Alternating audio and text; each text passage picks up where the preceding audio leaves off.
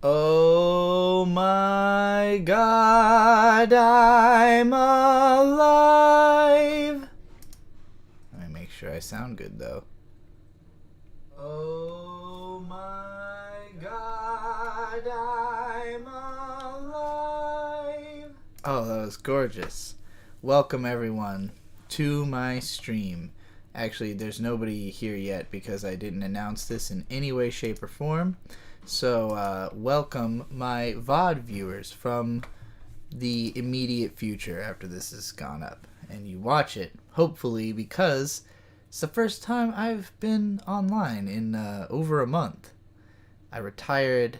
I put out a retirement video on September 1st. And I promised to come back once every month in order to do a rant request stream in which you can either, send in a $5 donation, whether it be through YouTube's superchat feature or through, I don't know, whatever other means you can find. But mostly I'll be answering rant requests that I've received through Patreon. I offer anybody who gives me $5 or more on Patreon is allowed to request a rant once per month for every month that they give the money. I'm going to answer all the rants that I've gotten. So everything I got in September, there's I think at least one person who already submitted an October rant, so I'll just do that one too.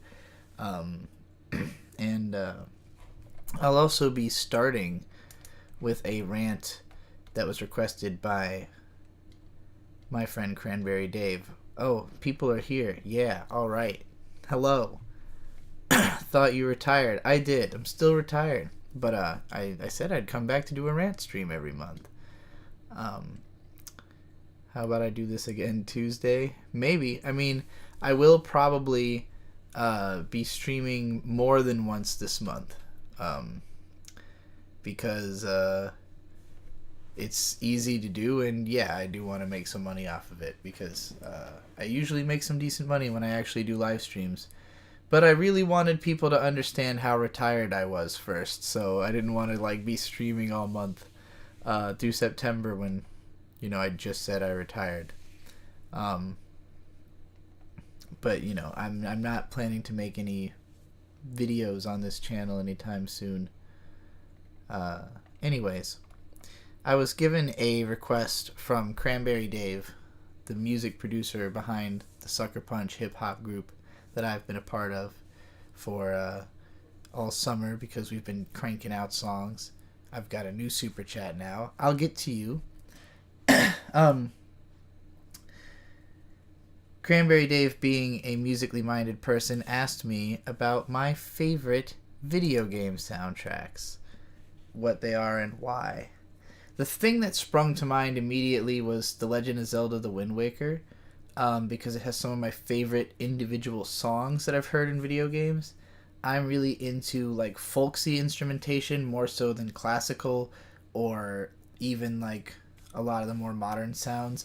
I I listen to a lot of contemporary music, but not a lot of the stuff that I listen to is well represented in video game soundtracks. Sometimes stuff gets kind of close, like the Splatoon soundtrack. I love all the music in that game. I love hearing it in the game. It's not something I can really see myself independently listening to.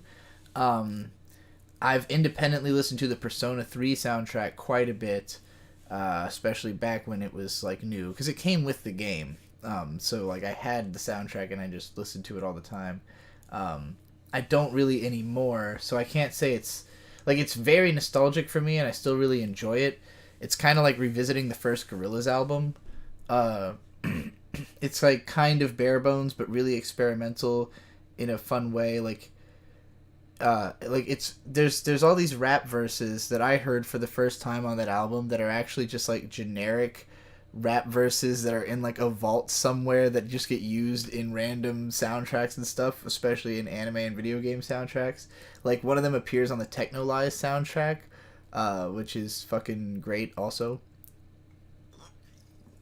But aside from that, games that are Silent Hill 2 has a soundtrack that even though I've barely played that game, I've actually listened to that soundtrack a number of times just because it's creepy and has some really cool songs on it. There's like there's lots of games that have just incredibly memorable melodies that I love. That it's like I don't really sit around and like listen to Mega Man music or Mega Man arrangements. Not even really Toho music, even though some of that is like more likely to come up in like a music library of mine.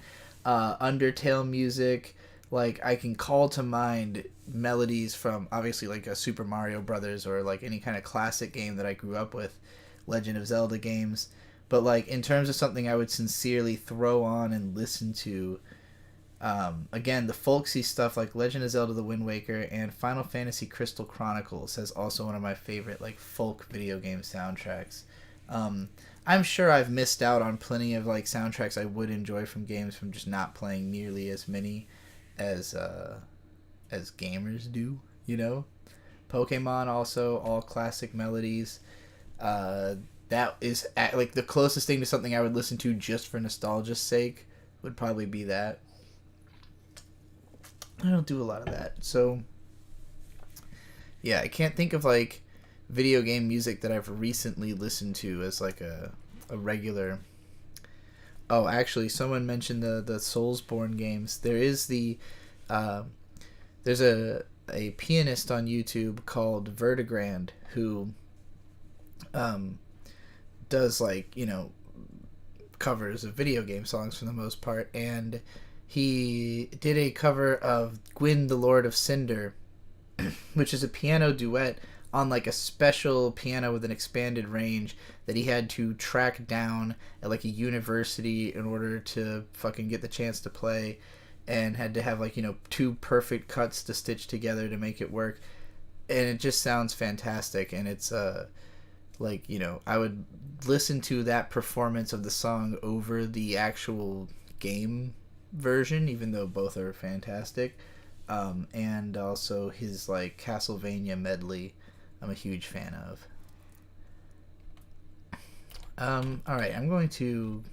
That's all for Cranberry Dave's rant. Oh, also I know Dave is a big Guilty Gear fan, and I also love the soundtrack of that game. That is something I've listened to just on its own. I always forget that it's like actually video game music because it's just heavy metal songs pretty much. But they're all really good, really well done. Justice is probably the one I've heard the most. I think that's what it's called. All right, on to some of these super chat rants that I want to get to before they disappear. DC with $5 says, I asked this before, but are you doing this just for yourself or for money? Personally, I hope it's just for you. Do you mean the live streams? I mean, mostly for money, because it's a very quick and easy way to make money.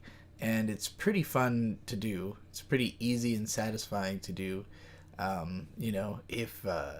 If people are getting something out of hearing my voice or hearing my answers to questions, then, I'm not going to question that. I'm just sort of like, oh, cool. You'll give me $5 to talk about something for a few minutes? I will gladly do that. So that's sort of the way I look at it. I put together like a new set in my house in order to do this today because I didn't really have like a space set aside for streaming. I haven't done it in like months. Well, except for I did it a couple times, but it was at like Cranberry Dave's computer. So I didn't have like my own like streaming area. So I set this up so I could do, the one that I'm at least planning to do every month. But depending on how it goes, I might do more of it.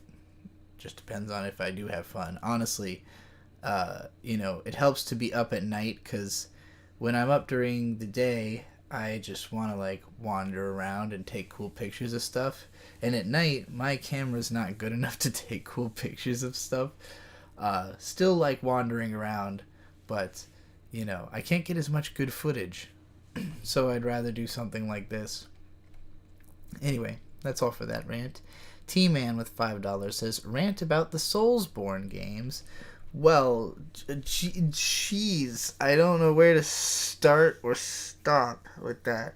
I guess with Soulsborne, I'll take it. I'll just take it easy, right? Okay, so Demon Souls 2009.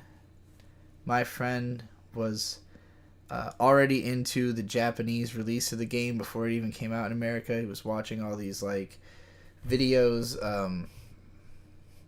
YouTube just suddenly said, now would be a good time to insert ads. What does it mean? Can I just make you all have to watch it?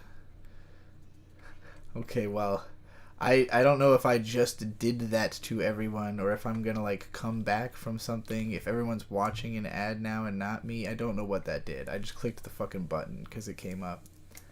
Let me look at DC's other two chats because they said so. To clarify a bit, I felt your retirement video was about getting away from the abusive relationship that is making a YouTube career. As someone who has felt that abuse to an extent, I hope you are here for your own non-capitalist reason and just because you feel doing this is good for you / your mental health. I'm just a random, but I've watched. I'll tell you, it's sort of well, you know, having money is good for my mental health, and so like if I have a quick way to make a turnaround, that is not like unenjoyable. Again, I'm not like returning to making videos right now. I'm just doing live streams because I like doing rants for $5. Especially about stuff I love, like the Soulsborne games.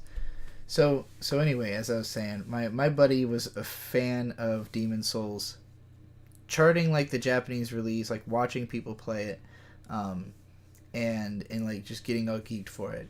And when it came out stateside and all my friends were playing it, like the learning curve of figuring out like the type of game that it is, it took everybody like an eternity to actually like play through it, everybody who was surrounding me. And I didn't think that I was even like brave enough. Like the game is scary. The Soulsborne games are horror games, and the only thing that ever made me finally able to take them on to the extent that I have, because I've never like 100% completed them, there literally are areas in each game that I was too scared to play through at the time that I beat these, which was like 5 or 6 years ago. I've played through like I know I've played through like the first few hours of Bloodborne many times because I'll just fire it up and just go until like I have to do something else, and you know, and then like forget that I made that file. But yeah, like with Demon Souls, I didn't think I'd be able to beat it. It seemed just like way too daunting, and particularly that there was crafting involved. Like I used to be super anti-crafting and like learning any kind of fucking system that I thought like meant customization.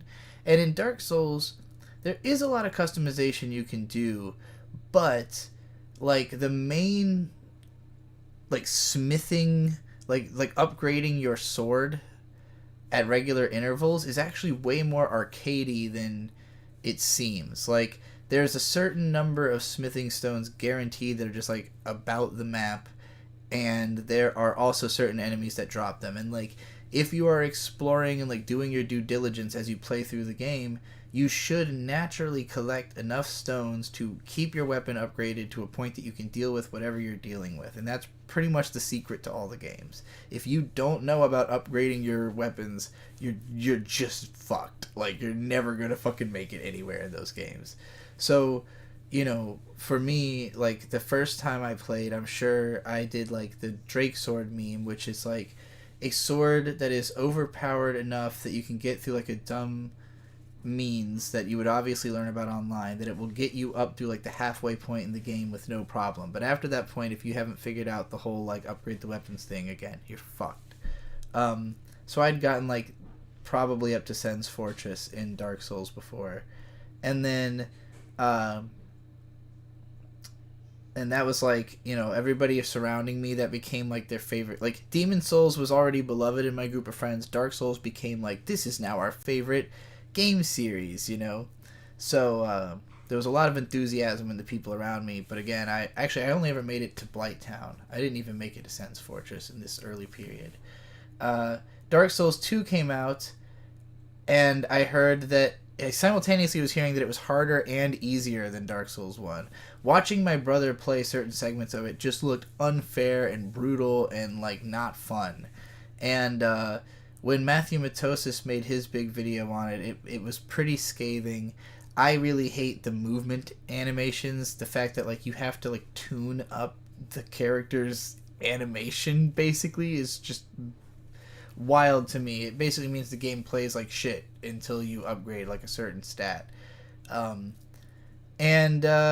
I was just never able to get into it. The art design's not as strong and level design's not as strong. So like when it became apparent that like Hidetaka Miyazaki was doing Bloodborne and not doing Dark Souls 2, then it was like, okay, well, the hype is for that guy now, not for like because I don't really particularly care for any of the other FromSoft games that he didn't develop, like Armored Core, all that kind of stuff, too complicated for me. So like you know, the fact that Bloodborne like accelerated the combat and was just so aesthetically compelling to me that I really wanted to play it, like drew me into it. And then I watched my brother Victor play it because we used to have a gaming show called Digibros. It's now the Vic and Hope channel, but I think most of the old episodes are still up because it was just basically a podcast over a video game. You know, I watched him play through all of Bloodborne, and when I saw like the weapon upgrades and just how much of like a difference it made and how overpowered he was by like putting all his stuff into health and strength, and it wasn't because Victor's bad at the game, it was because he's like trying to play and talk at the same time. And thank you, by the way, to everybody who's been saying just like nice things and happy to see me in the chat. It's lovely.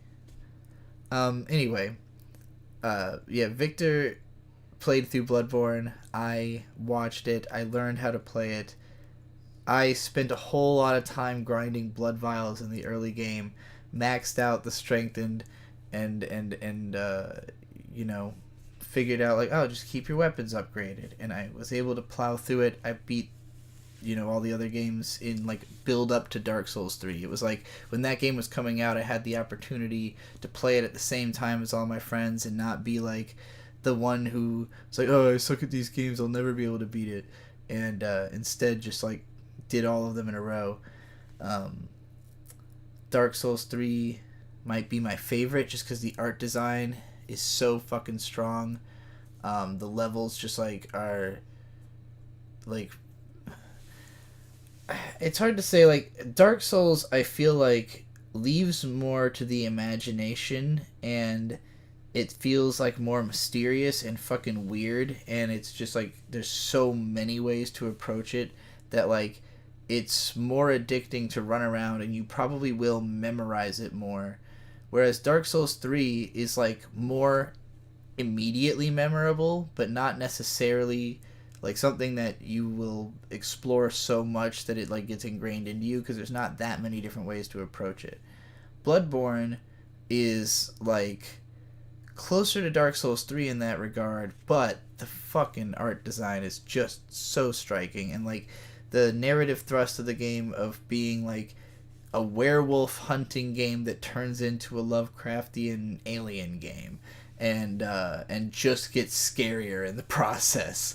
You know, it really leaned in on the horror aspect that was always an undercurrent of the games, but while kind of empowering you to do a lot more about it. Like it's instead of existential dread, it's like immediate violent threat. You know, it's like the slasher game version of the darker, you know, it's like if Dark Souls, if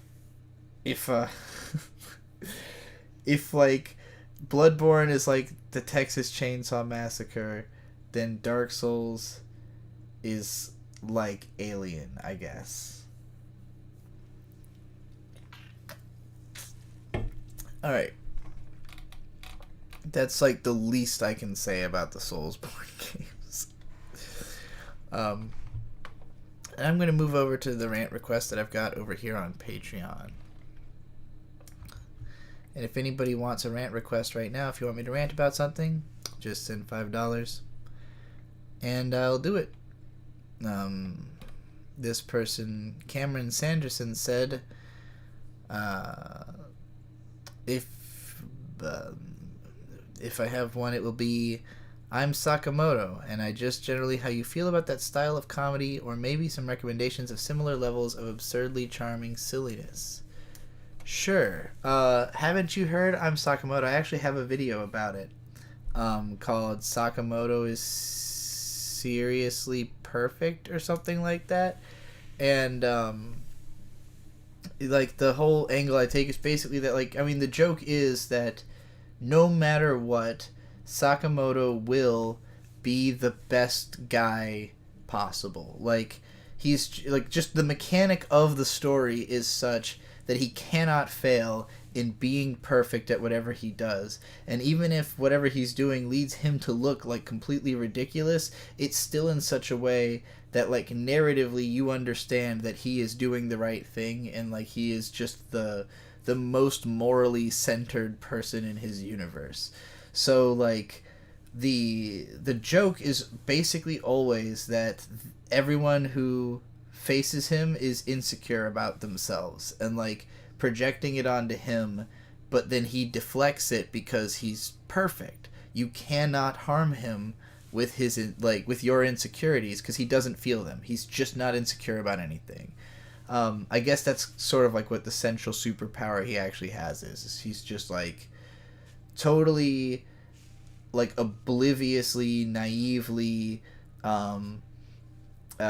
good-natured. And, yeah, like, just ends up helping everybody in the process.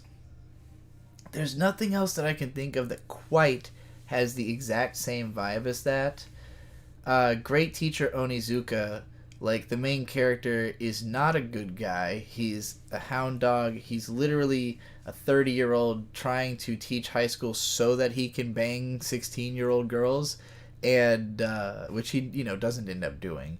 But, like, that's his ambition, and he's like a biker gang guy who, like, beats the shit out of a lot of the students. But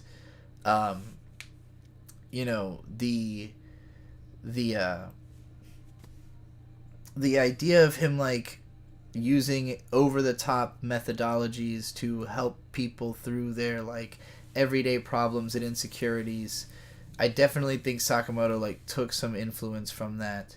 And the presentation of, like, the humor is similar. But GTO is definitely more serious. Like, it's... I mean, both of them are shows that will use, like, very dramatic scenes as the setup for a joke. But GTO just leans more in on, like, that the characters actually have, like, really bad home lives that he's actually, like, really helping them with. It's a little more like stand and deliver, I guess, than just a Sakamoto type. I also keep thinking of Backstreet Girls, Goku Dolls, which is a show about 3 Yakuza guys who betray their leader and end up being forced to have gender reassignment surgery and become an idol group. And again, it's like the comedy is mostly based in the fact that these 3 Yakuza members are, like, the most, like, well, being that they are Yakuza members, the joke is that, like, Yakuza are terminally insecure people, that they're, like, constantly trying to prove their masculinity at all times, that all of them have, like, tons of repressed trauma and, like, have been through all this bullshit with, like, people who they have these intense emotional attachments to always dying, and, like, their minds are just fucked, and, like, having them all go through gender reassignment and become idols and be under this constant threat of their boss just, like, doesn't give a fuck about them at all, like, doesn't treat them like humans, just as, like, money machines, and, like, all of them just, like, facing the breakdown of their identities and their insecurities is where the comedy lies. And it goes places. It's a great show, in my opinion. I think a lot of people are turned off by how fuck ugly it is, but I think that makes it funnier. If you want just, like, pure oddball, zany, wacky, like, manga comedy, gag manga Biori, anything from that director. Is it Mitsuru Adachi, I think? is all like madcap funny shit. That's worth checking out. Alright, that's it for that rant. Let's find another one. Let's go find another rant for me to do. Let's see here. This is a longer one. Okay, Kudere-kun. For September, rant about if your perspective on the 3-episode rule has changed at all in the context of other ways your perspective on art has changed. The core point of your original trio of videos on the subject was that it's the premise that often isn't clear until episode 3, but that has the least to do with whether a show is good or not. I, however, don't really watch art for the quality alone. I'd rather watch a horribly flawed show with a compelling premise than a perfectly executed one whose premise has no interest to me. I think, deep, you are also like that, just didn't used to want to admit it. I kind of agree with your assessment, Kudere-kun. I don't think I'm more likely to give a show 3 episodes anymore. I think I'm less likely to try and justify why I'm not interested in a show, or why I am interested in a show if I am. Like, I think that, like, you know, I also made a video called You Do Not Have Time around them, which is, like, expressing, like, this haste in not watching bad content because you have to have enough time to actually consume all the stuff you would want to. But, like, what you're going to get out of, like, there's so much stuff that so many people consider good that I don't.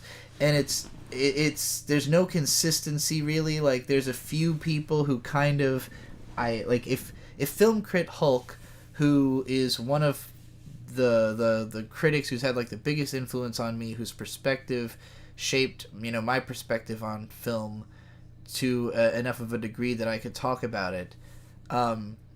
Like, if that person says that a movie is really, really good and worth watching, I'll probably check it out, because whether I love the movie or not, I will definitely get something out of it, even if it's just whatever he already told me I would get out of it, you know?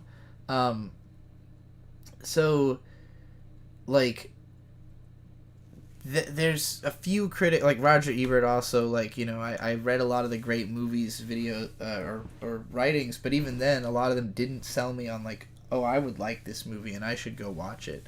So, like, there's plenty of stuff that I've enjoyed that I haven't found a ton of, like, critics who enjoy, but I have found, like, sects of people, like, almost anything that gets made, like, unless it fucking really tanks, like, someone enjoyed it, probably. And oftentimes that person is me. So, like, I can't say that, like, it's always because the stuff I like is the best. I'm really good at justifying why I like things. I'm really good at justifying why I don't like things. But that doesn't make it good or bad. And, like, you know,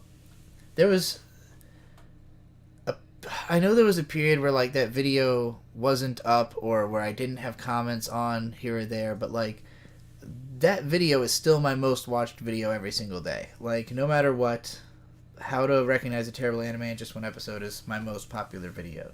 And, it's very, like, half and half on comments of people who are very in agreement, like, or, you know, relieved that someone made the point, but a lot of commenters are upset Gate fans who are explaining, like, why none of that mattered to them, you know? And I agree with the sentiment, and it was never really, in a lot of my videos I point out, you know, like, well, this is just why I don't like the thing. Like, in my Sword Online videos, I'm always like, if you like the show, great. I love that for you. You know, like, I'm glad you get to enjoy something. But, so I guess what I want to preach is less that, like, oh, you can tell that a show is bad in 15 minutes. It's more like you can tell if you're going to want to spend your time on it in, like, you know, that amount of time. And, like, I've had shows I've dropped 7 episodes in, you know, like, there's shows that I really was convinced that I was going to like, but it just doesn't hold up and it doesn't go anywhere. So it, you know, it's not like I'm saying, I would never give a show 3 episodes and then drop it, you know, or even more than that. It's like, It's more just like, yeah, drop it when you get fucking bored of it. Or sometimes, I guess I've gotten more into the habit of, like, if I'm curious about where the show goes, I might just, like, watch it at sped up speed or go read a, like, description of it on week. Like, I might just go find out what happens if the premise was interesting or if it seemed like it could go in an interesting direction. Sometimes there's shows that just randomly change or have interesting bits. For instance, my fiance Bird, he watched Cyberpunk, whatever the subtitle is, the Cyberpunk show, and the Studio Trigger one. We watched the first episode together, and I thought it was okay. I mostly thought that, like, the story beats and premise seemed like very boilerplate cyberpunk style, you know, like hero's journey storytelling. So I was like, okay, I know exactly what I'm going to get out of the plot. And the animation was just so familiar as a Trigger fan that, like, I don't know, like, I guess if the aesthetic, like the color aesthetic and everything had hit me a little bit harder, I probably would have enjoyed it more. But, like, for me it was sort of like, this isn't necessarily my aesthetic. It looks cool, but I've seen so much Trigger animation, especially, you know, Imaishi, who directed this one. So I kind of tuned out and let him continue watching the show. At some point, I tuned in just because, you know, I was, like, watching over his shoulder, and it was episode 6, and it just looked totally fucking different. And I was shocked by this. It looked like the Soul Taker. Like, it looked like an Akiyuki Shinbo show. And I was like, surely not him. It couldn't be. So, like, I was looking... I had to go investigate, find out why this episode's different. It was like the animation director / storyboard artist was, like, the one name that was uniquely, like, to that episode, and, like, their career is, like, so small I don't even know what to compare it to, or even know, like, if there's anything to indicate that this was an established style or just something that they decided to do here for whatever reason. It just looks and feels really different. It feels slower, like it's not as animated because probably more of it was just drawn by this one dude, but, like, the shot compositions are really unique. And then the next episode, it just goes in a totally different direction. It doesn't look like that anymore, you know, like, even the last episode doesn't look like that. So yeah, it was a weird experience, but that's a perfect example of something that, like, I almost missed out on it completely, and I did enjoy what, like, glimpses I saw of that episode. I didn't even need to know what the story was. I just liked seeing that imagery, and I would have felt like I missed out if I had not known about it. Well, I guess I wouldn't have. Rather, I should say, I felt like I missed out when I saw just the ending of that episode. It was like, how much of the show looked like this, you know? Like, do I need to know more? Do I need to have seen more of this? Ultimately, I did not feel as though I needed to. I felt like I got enough of the point. But I'm also, like, a glimpser. Alright, I'm going to go back and answer this super chat. Reminder, any super chats of $5 or more, I'll rant about something. Caro Didi Pado with Canadian $13.99. Hi, Trixie from Toronto, and nice to see you. Always been a big fan of your work. Thank you. Please rant about what you think it takes to prosper as a content creator in the AniTube / essay space during today's era. I don't know that there is an AniTube space. There's definitely an essay space. Frankly, my bit that I used to do is commonplace now. Every once in a while, I watch a video that feels so much like a video I would have done that it makes me feel funny. Recently I was shown, like, the Cosmonaut Variety Hour, like, Game of Thrones ending video, and I was like, wow, this feels so much like a Digibro video, like, you know, from back in like 2016. And then I had the same reaction watching a Wendigoon, I think is his name. He does, like, literature analysis. And I was like, oh my god, this person talks too much like me.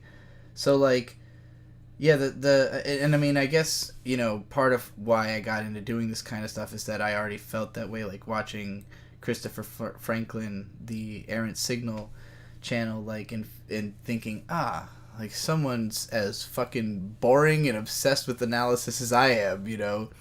Now there's tons of people doing that. Some of them boring in a way I wouldn't be able to watch, some of them boring in a way that I would love to watch. Personally, like, I'm not as interested in that whole sphere because, like,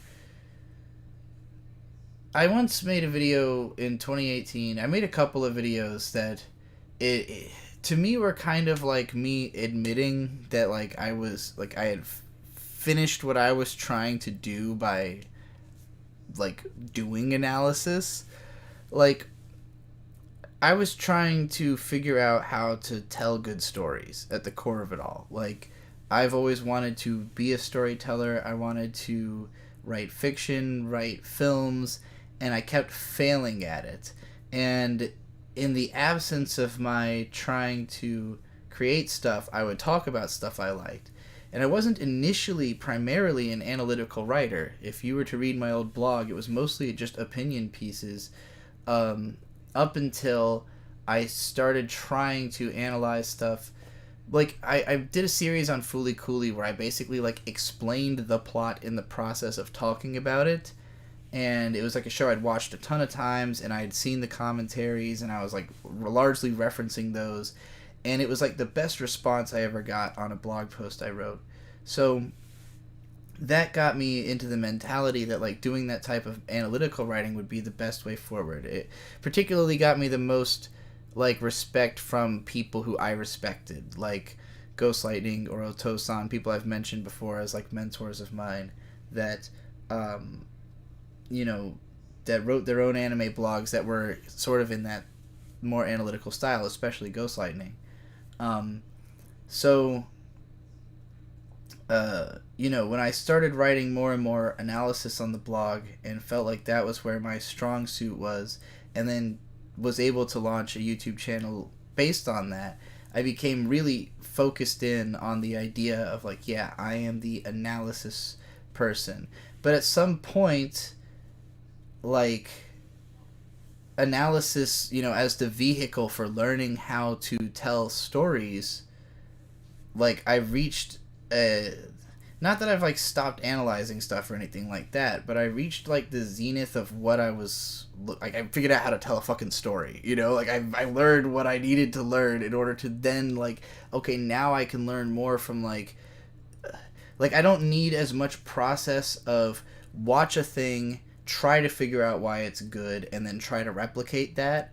I can watch the thing, think about why it's good while I'm watching it, and then go replicate that. Like, I don't need that middle step of analyzing it. And I've come to realize that, like, if you're an artist, and there's something you need to get, you're going to figure it out. You're going to get it. You're going to get it. It's just, it might take a while, it might not, but it depends on how much you keep trying to get it, you know? And, like, there's a great joke that my fiance likes to tell: the hamburger helper only works if the hamburger wants to help itself. And, like, as an internet person, man, most people online don't want to help themselves. They really don't. They want to cloister in their misery and continue to, well, because they cannot face reality. Like, that was the situation I was in. Like, I couldn't face the reality of the fact that, like, you know, after going through puberty, my whole image of myself changed. And, like, I didn't want to be the person that I felt I was stuck being. And I just didn't want to go outside about it. You know, I spent, like, the better part of 7 or 8 years, like, almost exclusively in my room, not really talking to many people, until I got popular on YouTube. So, like, you know, even being popular on YouTube, it made it easy to show my face in places where people already know who I am. But anywhere else, I was still pretty cowardly about. Now I'm just all over I'm just out and about. And I'm not full of self-doubt when I'm out and about, you know? And it helps that I'm, like, especially with my fiance, you know, who's an extremely personable person, greases the wheels for me and like being able to deal with society at large. But like, you know, sorry, I was just started reading about reading Bird talking about Mammoth Cave in the chat that we're going to try and go to. That's going to be exciting. But yeah, like, what I'm getting at, people on the internet tend to they tend to wallow and like keep themselves in a place and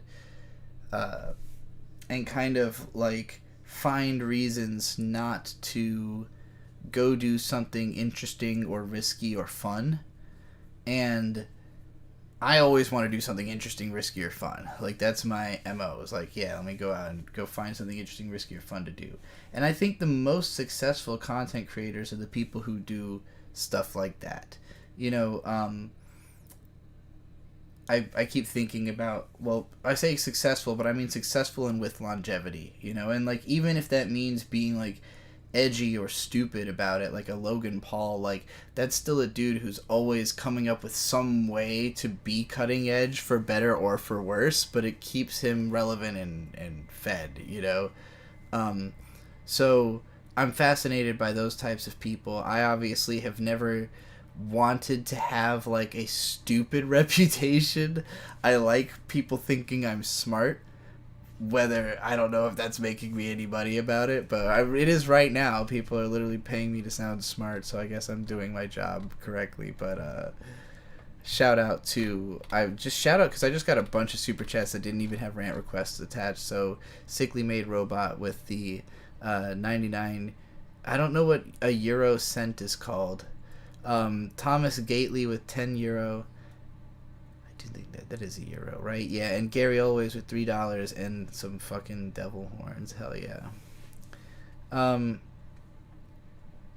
Anonymous says, I feel wallow shamed. You just gotta go outside more. I literally just bust out and start walking. I figure my way of thinking is there are very few places that you're not allowed to stand for like a second. You know, like private property, I would stay away from. You know, just because why bother? They can shoot you in some places, or they just will, whether they can or not. Government property is especially dangerous. You know, anything that's like fenced off and says like danger, maybe don't go there. You know, if you're out in the wilderness and a large bear is chasing you, it might be that your safety is just constantly reduced as it encroaches. But for the most part, like, you could go outside and just keep moving. And if you don't walk through somewhere that there's a fucking gang shooting happening, or like go down a dark alley full of teenagers, you're probably going to be fine. Like, I can't imagine, other than like living in the inner city in like a really bad neighborhood, like not feeling a consistent drive to just like walk outside and go, you know? I do feel lucky that I live in a town right now that's safe enough that I will literally walk around any time of night and I don't feel any danger about it. But I think a lot of people feel danger about just the idea of the outside, or of like going and doing a thing or interacting with a person.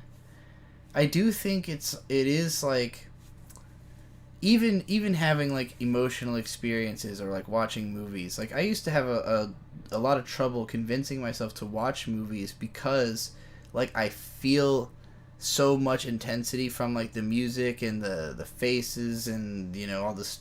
Like, it's only after I learned more about how movies are made and had seen enough of them to kind of like stop seeing the reality of it and start seeing it as a production that like I'm able to handle it more. But like, that intense emotional experience makes me feel like I like the consistent part of me that's like trying to keep track of what I'm doing like dies. Like I am pulled into the movie in such a way that I become the movie, you know? And like if I've made the choice to become a movie, or I set aside time, like I'm prepared emotionally to become a movie, that's one thing. But I used to feel like I needed a lot of ramping up to do that, you know? Like, so like my parents would all the time just be like, hey, we're about to watch this. And I'm like, I can't. Like, I'm in my own thing right now, and I can't just jump out of that thing and go into this thing, because I'm going to feel like I totally lost whatever I was before. And that used to be a really scary feeling for me, because it's like I didn't know what I'd come back to, you know? Like, now I have like a confidence in like I'm going to remember what I'm doing, you know, or who I am, even if I go and like watch a movie. I guess I haven't had like an identity destroying experience from media in a while. So, you know, because I know that's a thing that's always happening to people all the time. I always hope my videos or rants like this are doing that to someone. Like, my low key, like, not even low key, my high key hope with all of my content is that it's like some kind of weird activation that like makes you go think for 3 days or some shit. And maybe come out of it better. Or not, I just want to see what happens. Shoko Diamond Sparkle says, I lived in Detroit and did more walking there than probably anywhere else. We didn't have a car, and we lived. We're stronger for it. Go outside whenever you feel up to it, even for a little bit. Yeah, Detroit is famously not a very safe place to walk, but it's really cool looking. I would definitely love to walk around some of those abandoned buildings and shit. Even if it seems scary or overwhelming, you'll get better at it and can always go back home if you've had enough. Yeah. I remember as a kid, I mean, I'm talking like a lot of big talk, because as a kid I was like a fraidy cat and didn't venture very far from the house. And like, as soon as like we got towards the dark, we'd be like, Chiropterans are coming! Like Blood the Last Vampire. But at some point I was like, well, that's stupid, and then I decided to start walking in the dark all the time. Alright, I got a couple more super chat rants coming in. Languid Landscape Lab with $5. Have you seen Cyberpunk Edgerunners? IMO a masterpiece, easily Imaishi's second best work after Gurren Lagann. Wow, that is high praise. No. For the sake of answering this question, I'm going to say I haven't. I kind of answered this earlier, but I'll go over it. Because it wasn't a rant. So I saw the first episode. Bird and I sat. I hadn't realized it was like a whole show drop at first, so I was just like, alright, we'll check out this new thing that's coming out, you know. And we watched the first episode, and it didn't really grab me with like the aesthetics or the basic story premise. Like, I haven't played the Cyberpunk game also, so I don't like know anything about the world that it's set inside of. I don't have like any additional context aside from what was established within the episode. So like, I'm like pulling all the different things together in my head of like what shows it reminds me of. Like, there's a little bit of Ergo Proxy in there in a weird way, and because it's like the cyberpunk dystopia with kind of like a punk kid who gets like a, you know, a unique power access within the first episode. There's like an element of like a Guyver, you know, transforming hero type thing to it, but more, you know, it's biopunk cyberpunk. It's about like modifications on your body and stuff like that. But it's all presented in that Imaishi over the top, goofy, like sex and violence with Mach speed style, like, you know, I don't know, it was a weird feel to me. Like, maybe this is because I like the dark noir cyberpunk style so much. You know, I'm big into like Blade Runner and that traditional aesthetic, that like it just was immediately to me strange that Trigger was doing a cyberpunk show, you know, like maybe I shouldn't even say that I like the noir aspect, because I do like the aesthetics of the video game, but they're very detailed. You know, like I want my cyberpunk to look really complicated and grungy and like there's too much shit going on. And there's times where it's kind of like that in Edge Runners, but a lot of it is like that simplified, like over the top, like the stuff that's happening visually does not make sense. You know, it's breaking reality in the same way that Kill La Kill or Gurren Lagann does. But those settings felt like they were built to do that to me. You know, like Gurren Lagann, literally nothing exists but robots. It's a whole planet where nothing exists but rocks and robots, and pigs that you can eat that live underground. So, or, you know, Kill La Kill is a giant fucking tower city. So, like, Cyberpunk to me, I guess it was just like the universe didn't feel like it was built to look that way. And that felt weird to me. And it felt like, this is like Imaishi du jour, but applied to a property that already existed. And with, like, a fairly straightforward, like, hero's journey style storyline. At least it seemed that way from the start. Again, my fiance Bird watched the whole show. I could tell it got a lot more like dramatic and twisty and turny than I was expecting, involving a few more characters. There was he insisted that the little blonde girl that just like screams and fires guns is me, so I guess I'm represented in this show, which is all the more reason to watch it. I was talking earlier about how episode 6, I like just caught a bit of it while Bird was watching it and thought it looked fucking incredible, and it seemingly was like had its own animation director slash storyboarder who probably made it unique, because that's the only name that like stood out in the credits to me, and it looked really awesome. And then I saw I saw some of the finale. And I think it was just, like, the tone of the finale that made me think, I don't really think I need to watch that show. Like, I'm sure it's good. I've got my own Imaishi. I've got Kill La Kill. I don't need another one. Ryan Kennedy with $5 says, hey, it's Trixie. I think I remember you did writing commissions. This true? I've got a short comic I'm working on. May have to patron DM about it.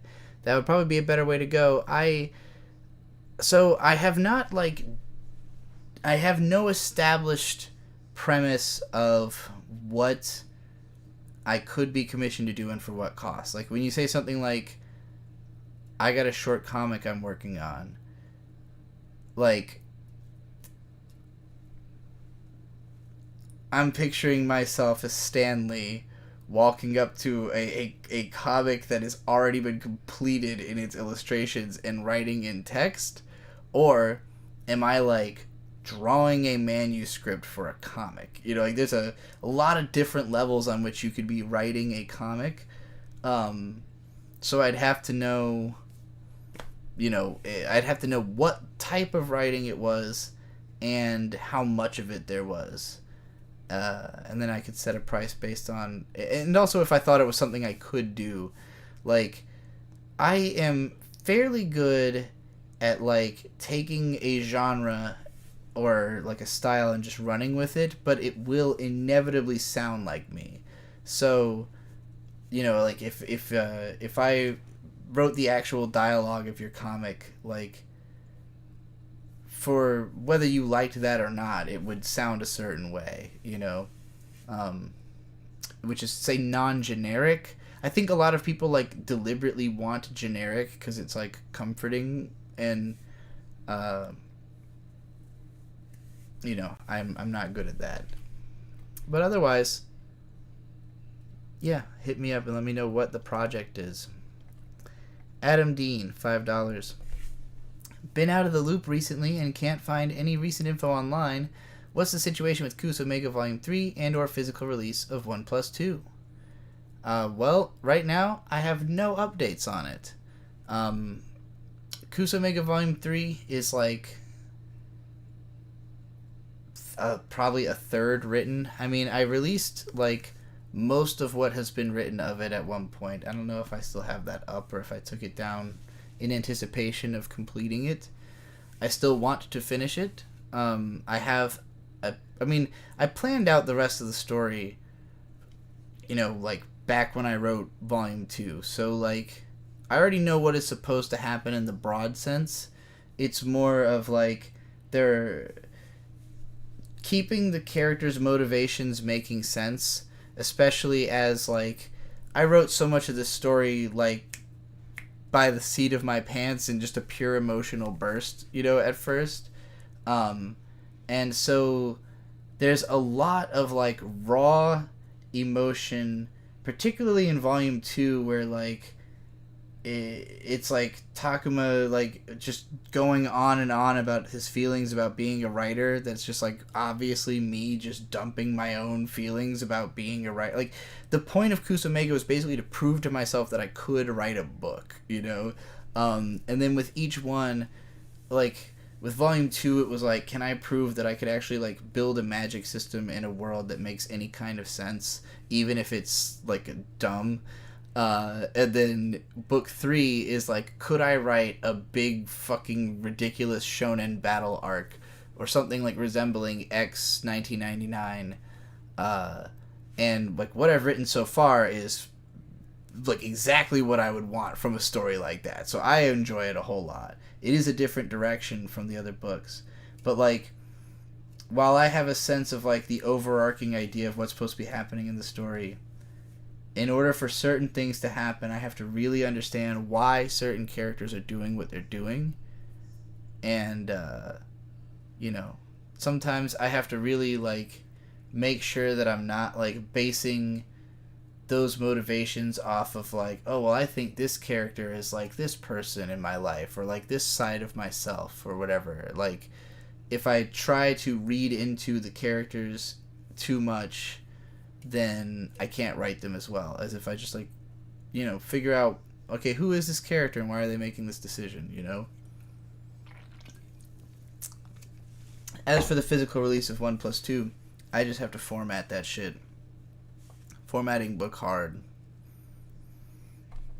But,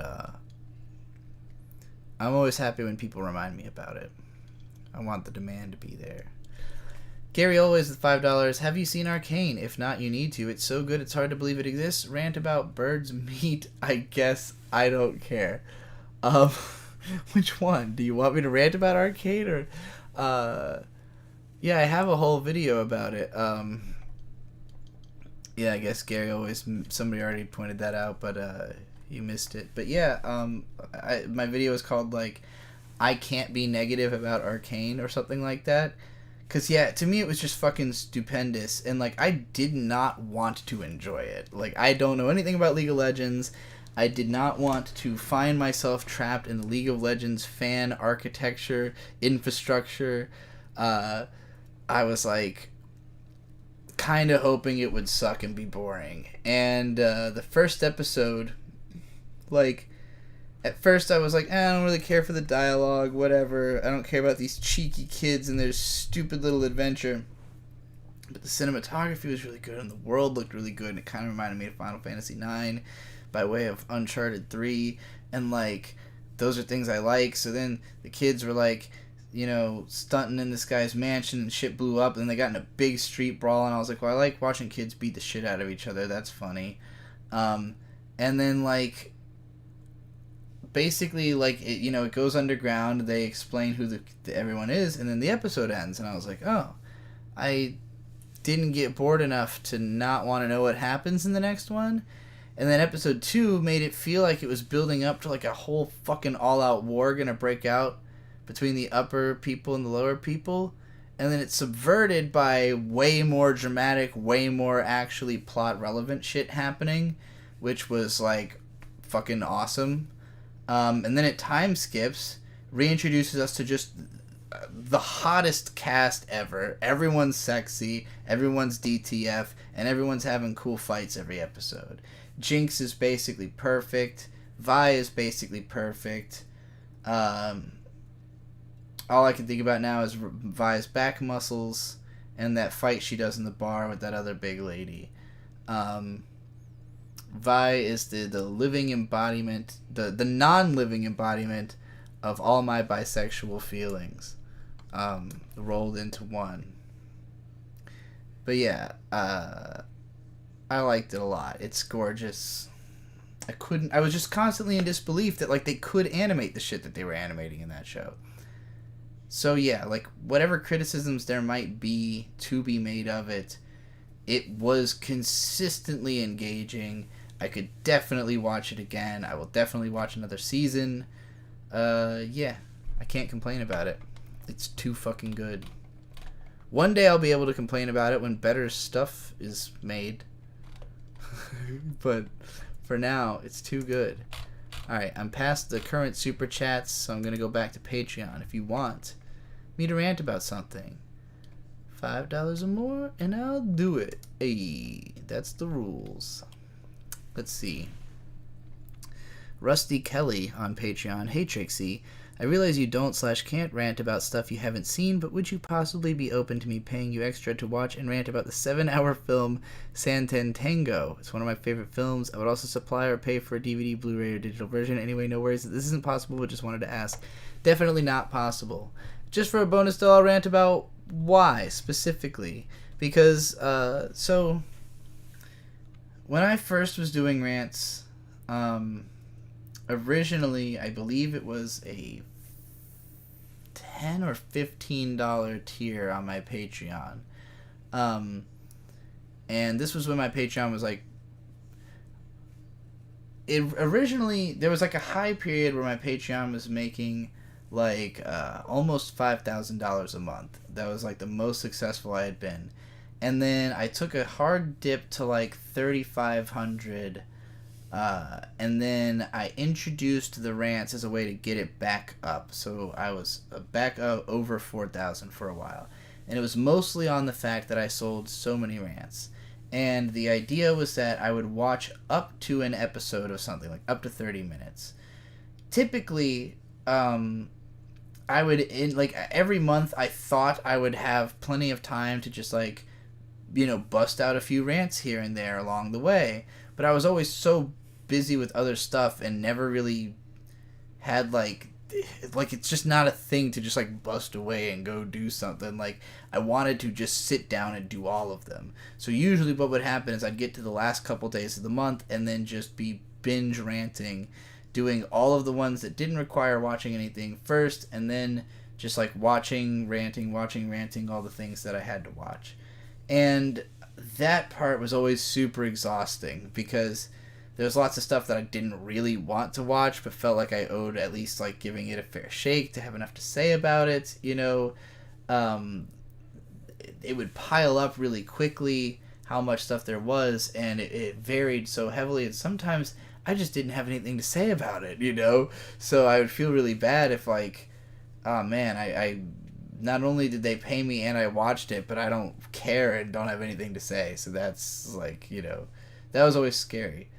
So then, at some point, I thought, well, the rants that require me to watch an episode of something take so much more effort than the other ones that they should be a different price. So then I established 3 different rant tiers. And I think it was like $7 for something, maybe $10 for like a regular rant that didn't require any watch. I think it was just $10 for a regular one, $20 for me to watch up to 30 minutes, and then for $30 I would watch up to 2.5 hours. This was where I messed up. Because what I was thinking is, I want to give people the opportunity to recommend me movies that are more than, like, 90 minutes long. But the way that it was used was more so people were filling up 2.5 hours. Like, it would be like, hey, can you watch, like, 4 YouTube videos that add up to 2.5 hours? And I'm like, well, okay, now you're asking for, like, a way more complicated rant, and, like, mostly I was just hoping that somebody might, like, request me to watch a long movie I wouldn't have watched otherwise. Not, like, you know, 7 episodes of Teen Titans instead of just 1. So uh, yeah, I quickly regretted opening up the tier that way and not being more specific about what it meant. And so I fell behind on rants because there was just now like tons and tons of stuff to watch. And so, yeah, again, that's always been the number one thing that made rants difficult for me. I think there's probably rants I still haven't finished because they required me to read a lot. And I fucking suffer trying to read writing I don't immediately like. I just get so angry at like bad writing or incomprehensible writing. Um, I can't remember if I actually did this one rant where somebody wanted me to review their story, and I was like, I will destroy you. Like, you won't want to write again if you hear what I have to say about this story. Um, but, like, so, yeah, like, anything that requires me to watch something, again, it's just so different. Like, I can do all of the rants that I'm getting requested right now on a stream, like, there's no point where I have to break away and go do something else and then come back and report on it. Like, every single request can be done in one go. So, like, that's how I want to keep it. So there's no amount you can pay me to make me watch a 7-hour movie. If you can, if you were to... You have better luck just pitching me that I should watch the movie than trying to pay me to do it, and then like waiting 10 years for me to get around to it than paying me to do it right away. All right. I have not gotten any new super chat rant requests, right? No, I have not. All right. If you want to rant, $5. Otherwise, I'm going to keep doing these ones I got on Patreon. Lux says, hey, you're still doing rants, right? If you've seen the anime Imoto Sai Ireba I, could you rant about that? If you haven't seen it, take this as a recommendation. It is vaguely similar to Girlish Number. So, it says, otherwise, please rant about the anime that are critical of / cynical about the anime industry in general. I've not seen Imoto Sai Ireba I, or A Sister's All You Need. I don't think. Let me look over this. Did I watch the... No, I don't think I saw any of this. These characters don't look familiar to me. And I don't think it's on my Mal. I'm not logged in. Yeah, I don't know anything about that show, but apparently it's similar to Girlish Number. And that is a show that is critical and cynical about the anime industry in general. Girlish Number was a lot of fun for me to watch because...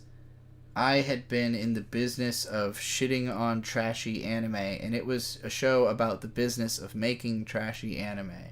And, it's really was like the lopsidedness. It shows like how the reason that like stodgy stuff gets made is that like half the people involved really just want to make a thing, and the other half want something to have been made. And, the producer is, like, the bad guy in this show, where he's just, like, just hyper enthusiastic about everything, but not actually trying to make any of it work, And then you've got Chitose, the actual main character, who's, like, feeding off of that to just be, like, the worst actress ever. And, like, it's the main thrust of the show is really like her finding the heart to actually want to do it and try and realize that like it's difficult to like yourself, to like put enough effort into something to feel the gratification of having accomplished something which everyone around her had done, So like that personal growth journey is great, seeing the way that like all the people who are sincerely trying are like struggling under the insincerity of the people who aren't, until like the machine collapses and it breaks those people into having to work. It's like because nothing shitty can go on forever. I mean, nothing good can go on forever either, but like if the machine doesn't work, it's not going to keep turning, And so I do think that the lesson of the show is kind of optimistic in that way, that it kind of suggests like, well, okay, you can make something shitty, but you can't just keep doing that, So yeah, that one's a really fun one. But other shows that are cynical or critical of the industry, Perfect Blue. Perfect Blue is a great example because, like, the the main character is an idol singer who changes career path and becomes like an adult video star on her way to becoming an actress.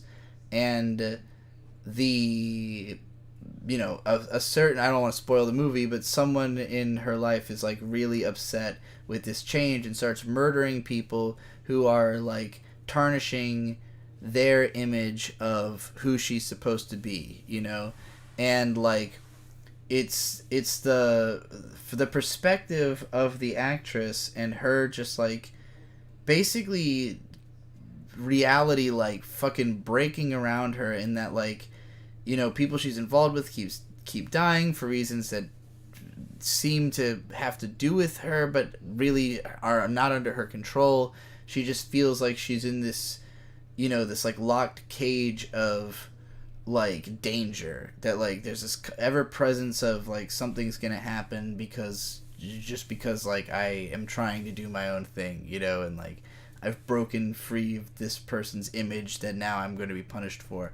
I think anybody who's had any kind of fame, this is like a horror that's going to act on you very very heavily. Like, it's really scary to think about, and especially to have experienced anything similar to, which I have. So like, yeah, that one stays in the old noggin as like cynical about the industry in many different ways, on many different layers. What else is like, again, like anime usually tries to be more optimistic, even when it's being cynical or critical. At its most cynical and its most critical, it always comes back around to being self-congratulatory, because it has to be in order to like justify its existence. Like, I think about Shirobako, and like, yeah, that show is very critical of the industry, and certain characters are cynical, and it raises lots of cynical points, but ultimately it's really optimistic, and like it ends on the note of everybody talking about why they work in anime in spite of all the bad things, So yeah, it's that's all I could think of off the top of my head. Is there any more of these? There's no more super chats yet. Super chat me a rant request if you want a rant request for $5 or more. But right now I've got like 4 more on Patreon, so it's also late as shit, so I don't want to do this all night. I'm not exactly hoping that it goes on for hours and hours. Skydiver, hey, I just joined your Patreon again. Could you rant about that paragraph I sent you? Okay. Hey, I was about to join the $5 tier, but you've already done your 1 month live stream. Might win the next one. I had a question for you about being a critic versus being a creative. For most of my life, I've been an aspiring musician, but I feel like I have the writing ability, editing skills, and personality to be a successful media critic, but there's always something deep down that stops me saying your time would be better spent creating than critiquing, so I never do it.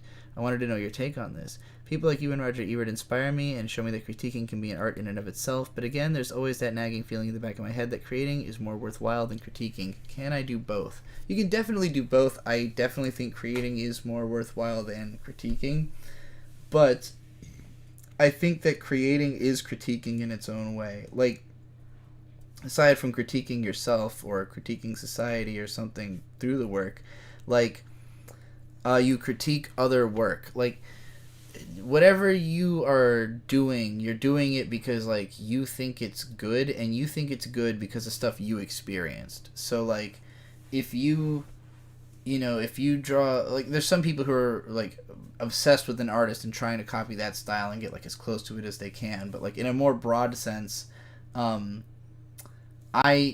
listen to my like favorite albums pretty regularly, but there's a lot of them. So as I go through and like I find myself coming back to something that maybe I haven't heard in like 6 months, I'll suddenly realize, like, listening to the lyrics, oh, I ripped off these lyrics. Like, wait a minute, I used something like this in a song recently, or like, oh, I did this in a story, and like, that is my way of like appraising it. Like, obviously I thought this was really solid words if I fucking reused them myself,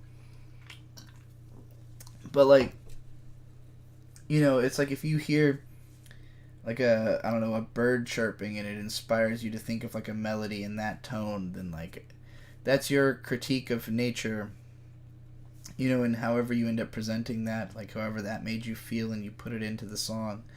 Um, so like I guess that's why I think that, yeah, you mentioned that critique is an art form, and so like I don't think it's that different, but I think that if you feel more drive to make music, it's probably because you're just more inspired in that category.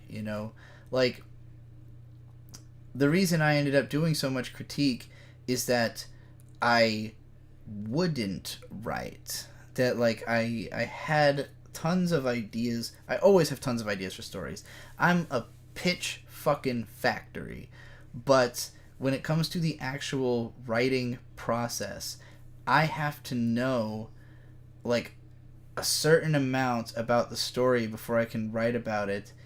I guess it's sort of like, if I have like a pitch idea, um, it's too complicated in my head for me to figure out how do I like put that tone and vibe into words.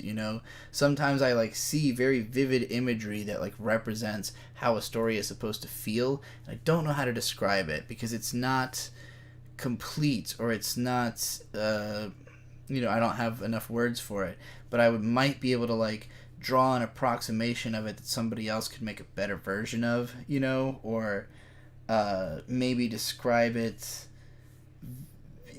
but not in like a prosaic way. So there's like a lot of different.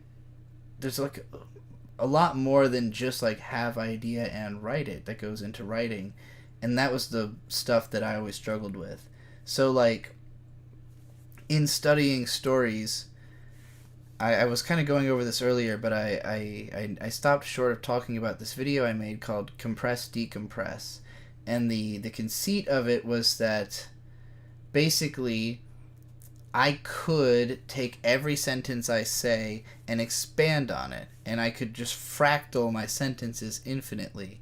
And that, in my opinion, like, how long a piece of work is basically depends on like how deep you feel like going into that fractal before it like gets boring. Like making a song, right? Let's say you start with like a simple 4 chord progression that you like, and then you like figure out, okay, well, what drums do I want to be on there and all that, and then like as you're going over it, you're like, where can I add flourishes? How can I keep like cracking this thing so that it has more like points of view and angles to it? And then like at some point you're like, this is a complete gem, or like I don't want to add anything to it, or I'm done with it, I don't care anymore, whatever sentiment like ends the project. That's basically when you've reached like the full vision of your fractal thing. And like I had to remember what fucking question I'm answering still talking about critiquing versus making music. But like it, like in my mind, I'm always like driven to create things up to a point where I'm like afraid that if I like hit it and it fractals in a way I wasn't expecting, it's just going to become a different thing. And so like Kusomega, the reason like that as much of it exists as does is that from the beginning the point of it was just to be like hit the ground running with this premise, and then just write what the fuck ever, like see what fractals off of it. Like I didn't come into it with a clear plan. I came into it just like smacking a stone and seeing what it looks like afterwards. And then like writing that, which maybe that's more of what I need to do to finish it. I just have more willingness to just fucking crack at it and make it happen. But a lot of the times, like, I start a story and it's very one way in my mind, and then I'm like, don't know how to keep it that way, or I feel I really sound overly attached when I say things like that. It makes me think, damn, like, well, that's what's holding me back from finishing a lot of these stories. Is the unwillingness to like see what it will break into after it's gotten past its like current identity stage. But yeah, it's when it comes to like reading into media, like I can fractal it as far as my patience goes. Basically, it's like I'll watch a show, and if I have like 7 minutes of things that I think are interesting to say about it, that's how far the video goes. If I have 2 hours of interesting things to say about it, that's how far the video goes. And there were a lot of videos I made that were just kind of to prove how much could be said, because I really thought that most people just thought that not that much could be said about anything. That like that, you know, reading too deep into something means like even having thoughts about it.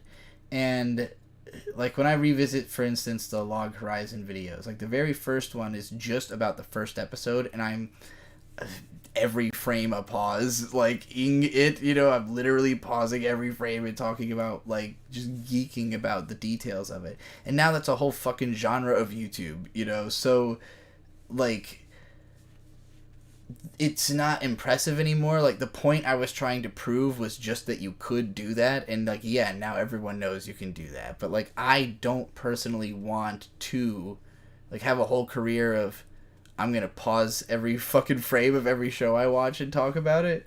And like so like I'm interested in the most compressed form of something usually. Like I want it to be as dense, as compressed, as like poignant in as little time as possible. So with analytical points, like as long as you say something interesting, it can be pretty short. If you get something pithy in there that sticks with people, then you're good. I have videos that are like 3 minutes long that are iconic. I have videos that are 3 hours long that, you know, needed to be that long to like sell the thing, but or for me personally to like take the journey I had to take to get to where I got. But you know, I just think, I guess what I'm trying to say is that you should worry about getting more stuff done and not what the stuff is. That's my end of that overlong rant. Lunaxor with $5. Any thoughts on the Kenshin anime remake if you've seen the recent trailer? I have not. I'll go check that out right now. Kenshin remake. Wrote Kenshib. Remake. I know there was like talk of this a long time ago, and it never like happened. Alright, looks kind of pretty. So, you know, I grew up with Rurouni Kenshin. I was a big fan, one of my favorites, as a 12-year-old, which is about the age of the girls that were in the pornography that was found in the author's house. You know, I think we all know the story. You know, Nobuhiro Watsuki, big time, ephebiophile, I guess. Collected lots of tapes and used them as references. So whenever I see any of the young girl characters in Kenshin, I just think, is this based on like some child porn that like the guy who wrote Kenshin had? Because that would be weird. Anyway, I like Rurouni Kenshin. It's got its high points. I don't like the manga very much. It's very stiff. It's too wordy. The anime like felt like it understood the heart of the thing better and just like did a better job. And then you got the Studio Dean fucking Tsuyoku Hen OVA is fucking god tier. This trailer, I don't know, it kind of looks very like generically anime to me. It's it doesn't have the nostalgic feeling of the old show, which I don't know. I don't like.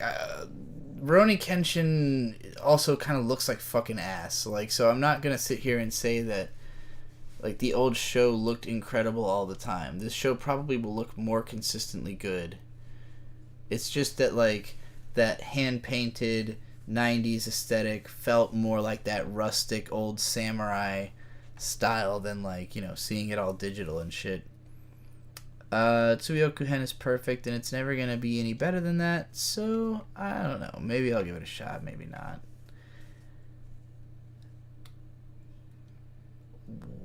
Okay, let me go back to the Patreon rants. I just did this one. We got 3 more. Rallis says, Yo, hoping to upgrade my subscription soon to request a bunch of rants this month. I wanted to ask first, what's the cutoff date for that? How soon do I have to submit requests before it gets carried over to the next month instead? Assume I'm in California time zone. I don't know if this was actually a rant request or just a question that was meant to precede a rant request. The cutoff date is never. In fact, if this wasn't your rant request, go ahead and make one for September and October. Whenever I do the stream, I'll just answer all the rant requests I've gotten. But you get a rant request every month. That's the rules. I'm literally not going to waste your rant request by answering this question this way. I'll just you'll get to next stream, whenever that is. Because, you know, I'm sure that's what your intention is.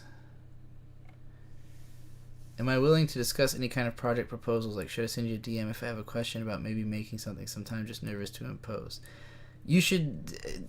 So, I'll tell you right now. Nervousness to impose...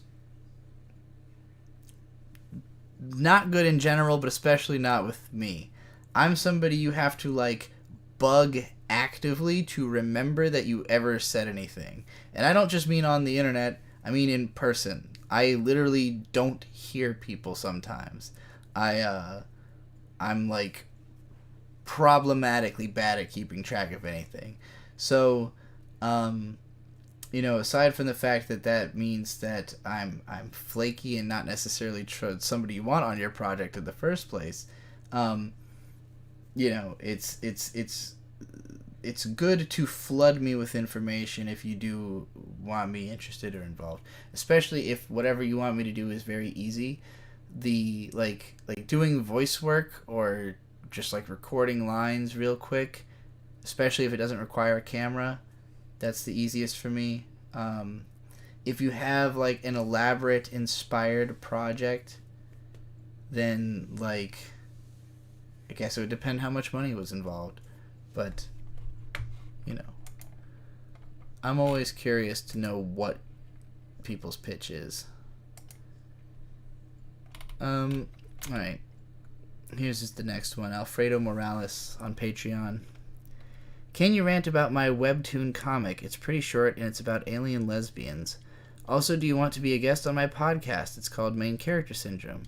Wait, this is actually the link to my webtoon. Okay, I guess they have the link wrong. So, well, I have a hardline policy against consuming stuff for the sake of these rants. This is a cheesy Manfredo webtoon. I mean, I'm glancing at it. It's got a poppy art style. It's, you know, it's got some obvious appeal, but as a general rule, no, I do not consume stuff on rants. Sorry I didn't answer that, like, before getting to the point of trying to rant about it. As for Main Character Syndrome, I have not heard it. Let's see. Hour and a half episodes. Interviewed some guys who want to review every PS2 game. I mean, I also want to review every PS2 game, but, like, you know, it's not easy. I gotta get through all the GameCube games. I don't know. I have to listen to it and figure out when you do it, what the timing is, when you want me on, what you want me to talk about. There's so many factors. But you know, that kind of booking, you don't got Patreon pay me to attempt a booking. Anyway, Monko Destroyer, rant about Aberdolf Linkler policy, or rant about the new Rick and Morty.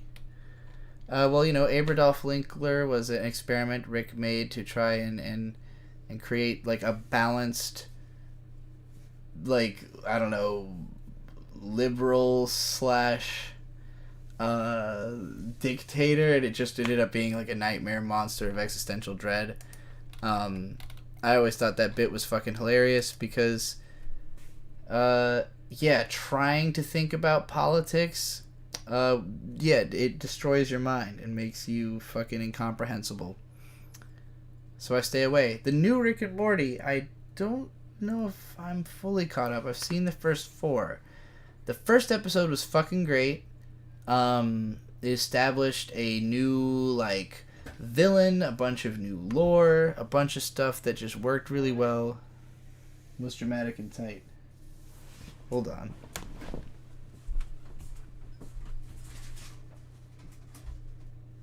Huh. Thought I heard a voice. Well. In any case, the new lore established, all the dramatic stuff that happened in the first episode was really dope. The second episode had an awesome fucking concept. It was one of those, like, ridiculously high concept sci-fi things where they go back inside the Roy game and it's like Morty's consciousness has been split into, like, an entire planet of people, AIs, that all are, like, refracted ideas of people that exist in Morty's mind. It was really fun. Really creative. One episode was about Beth being lesbians with herself. That one was alright. I feel like I wasn't paying enough attention to episode 4 to actually remember what the fuck was happening in that one. I think it was just about... Maybe that was the one with the Beths. I don't know. I'm struggling to remember it. But, yeah, it's good. It's been a good season. It's been... I actually, like, haven't finished season 4 or seen most of season 5. I was shown, like, the season finale and a couple other episodes to, like, catch me up on what the fuck was going on before the new season. They also did a Die Hard. That was also in episode 2. The Morty inside the video game one, and that was a hilarious fucking bit as well. What did she say, like, yippee dippy die hard, motherfucker, or something like that? That was a good one. I am out of Patreon rants now, so I'm going to answer this one from Lunaxor. And if anybody wants a $5 rant, get it in quick, because I'm not going to do this too much longer, because I'm getting tired. I've been doing it for 90 minutes. I've accrued a few dollars here tonight, and I've answered the rant requests on Patreon. A few people probably are going to submit me, a new request or multiple requests based on the way that they had phrased theirs. The Night Selves. That's right. That's what it was. Yes, the Us. It was basically an Us parody. Like a really oblique Us parody. It was interesting. But not nearly as, like, conceptually fascinating as the other one, so it didn't stick with me the same way. But now I'm, like, remembering it all. Anyway, Lunaxor with $5 says, rant about that K-On! Wall scroll. Well, I think I've had this for, like, a while. Let me get my camera angle over there, fixated on it. Probably picked this up at, like, an Otakon or something, some kind of convention.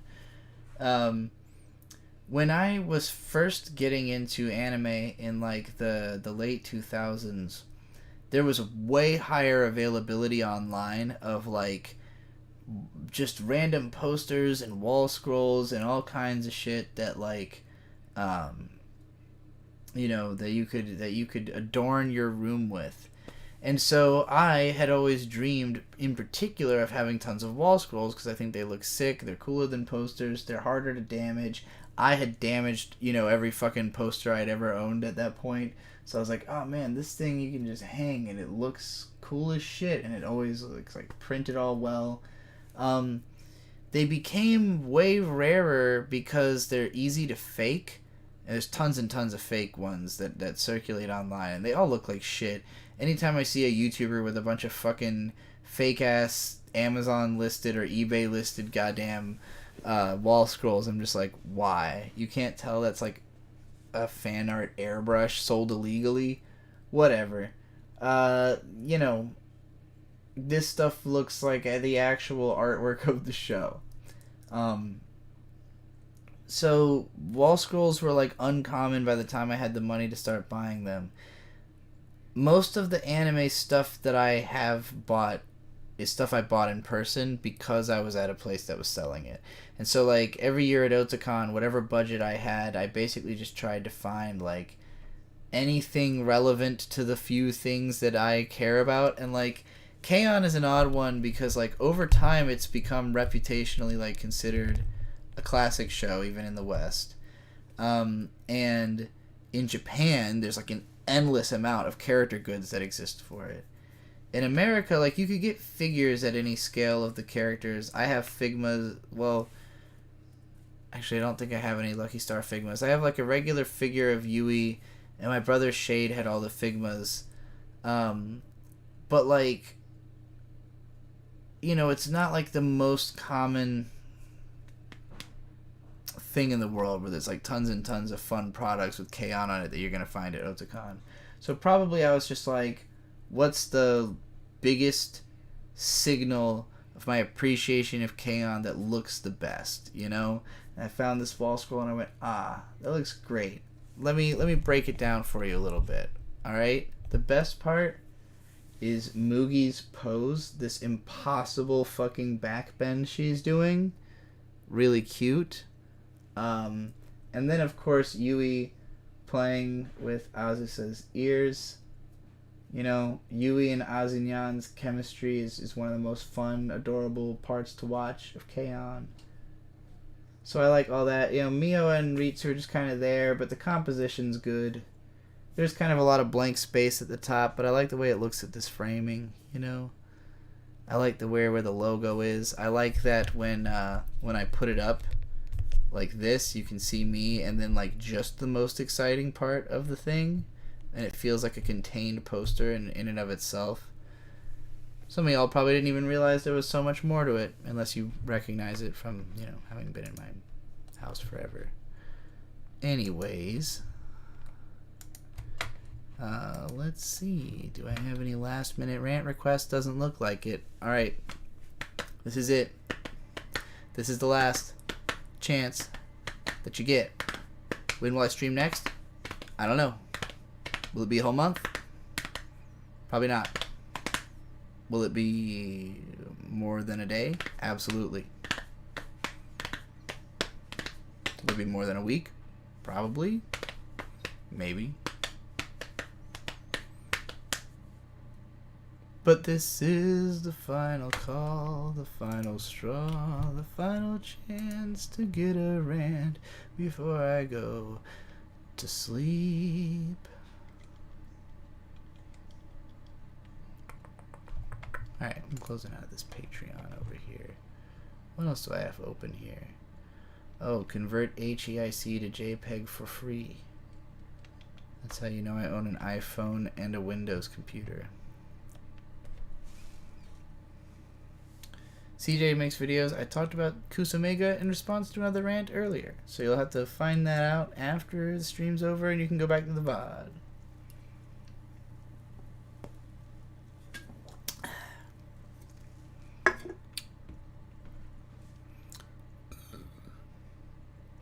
Day 2 Witchtober pick. Ooh, that sounds like a good thing to be doing. A Witchtober.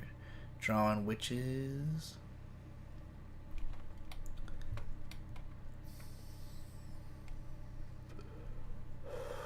Well, alright everybody. I'm going to go back to enjoying my retirement. And going on long walks in the midnight.